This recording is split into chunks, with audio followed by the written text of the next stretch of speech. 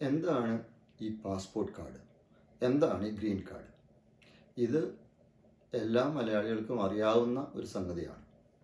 എന്താണ് green card എന്ന് 100% മലയാളികൾക്ക് അറിയാമെങ്കിലും എന്താണ് ഈ പാസ്പോർട്ട് കാർഡ് എന്ന് 50% മലയാളികൾക്കും അറിയില്ല. എന്താണ് ഇതിൻ്റെ പ്രസക്തി? എന്തുകൊണ്ടാണ് ഇത് അത്യാവശ്യമായി വന്നിരിക്കുന്നത്? ബോർഡർ പട്രോൾ ഏജൻസും ഇമിഗ്രേഷൻ ആൻഡ് കസ്റ്റംസ് എൻഫോഴ്സ്മെൻറ്റ് ഏജൻസും എന്ന് വെച്ചാൽ BPL ഏജൻസും ഐസ് ഏജൻസും ഇവർ രണ്ടു കൂട്ടരും ഡിപ്പാർട്ട്മെൻറ്റ് ഓഫ് ഹോംലാൻഡ് സെക്യൂരിറ്റിയുടെ അണ്ടറിൽ വരുന്നതാണ്.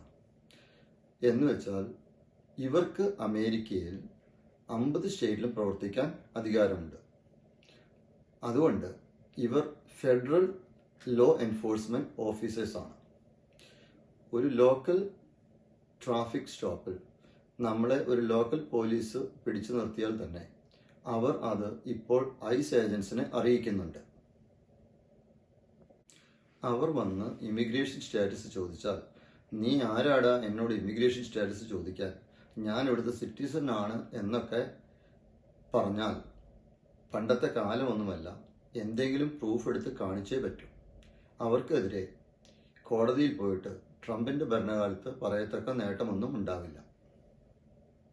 ഗ്രീൻ കാർഡുകാരാണെങ്കിൽ അവരുടെ ഗ്രീൻ കാർഡ് 24/7 കയ്യിൽ വെക്കണമെന്നാണ് പണ്ട് മുതലേ ഉള്ള നിയമം.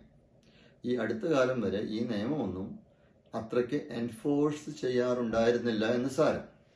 ഒരു ഗ്രീൻ കാർഡുകാരനെ ചോദ്യം ചെയ്തപ്പോൾ ആ ചോദ്യം ചെയ്യുന്ന സമയത്ത് അദ്ദേഹത്തിൻ്റെ കയ്യിൽ ഗ്രീൻ കാർഡ് ഇല്ലാതിരുന്നുകൊണ്ട് 2 ആഴ്ച ഡീറ്റൻഷൻ സെൻറ്ററിൽ കിടക്കേണ്ടി വന്നൊരു സംഭവം റിപ്പോർട്ട് ചെയ്തിട്ടുണ്ട്.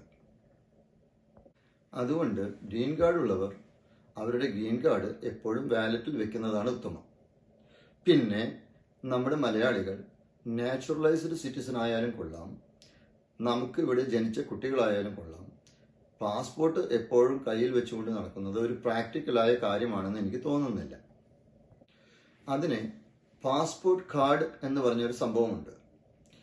അത് നമ്മുടെ ഡ്രൈവിംഗ് ലൈസൻസിൻ്റെയും ക്രെഡിറ്റ് കാർഡിൻ്റെയും അത്ര വലിപ്പമേ ഉള്ളൂ.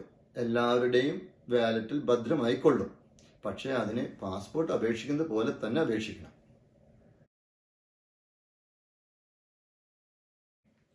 പാസ്പോർട്ട് റിന്യൂ ചെയ്യുന്ന സമയത്താണെങ്കിൽ പാസ്പോർട്ട് കാർഡ് എന്നുള്ളിടത്ത് ഒന്ന് ടിക്ക് ചെയ്യുകയേ വേണ്ടൂ. ഒരു എക്സ്ട്രാ $35 കൂടി കൊടുത്താൽ മതി. ഒരിക്കൽ പാസ്പോർട്ട് കാർഡ് കിട്ടിയാൽ ഇന്ന് അമേരിക്കയുടെ ഉള്ളിൽ ധൈര്യമായി സഞ്ചരിക്കാം. ഇത് അറിയാത്തവർക്ക് വേണ്ടി ഞാനൊന്ന് പറഞ്ഞു എന്നേ ഉള്ളൂ. അങ്ങനെ അമേരിക്കൻ പൊളിറ്റിക്സിൻ്റെ മറ്റൊരു വിഷയവുമായി മറ്റൊരു വീഡിയോയിൽ കാണാം. Please like, subscribe and share my video. Thank you.